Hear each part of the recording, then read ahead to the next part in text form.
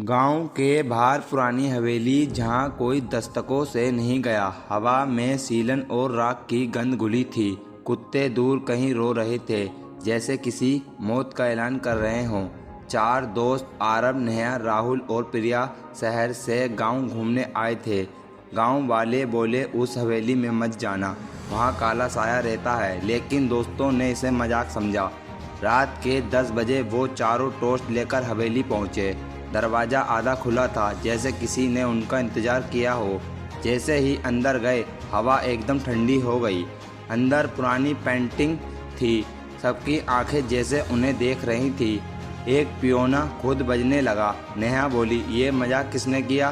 Piano की आखिरी धुन के साथ एक परछाई दीवार से अलग होकर खड़ी हो गई।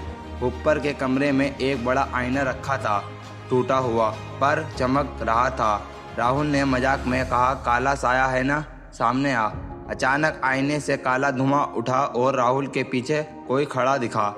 सबने मुड़कर देखा, वहां कोई नहीं था। रात के बीचों बीच राहुल गायब था। उसके कपड़ों पर जली हुई राख और बाल पड़े थे। आईने में अब राहुल का चेहरा दिख रहा था।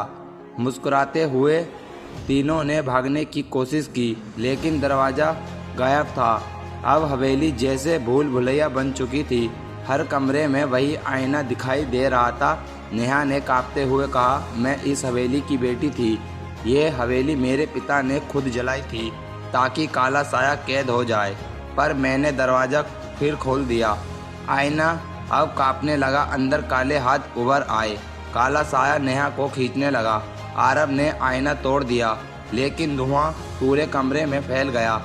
सुबह की धूप हवेली में दाखिल हुई। सब कुछ शांत था।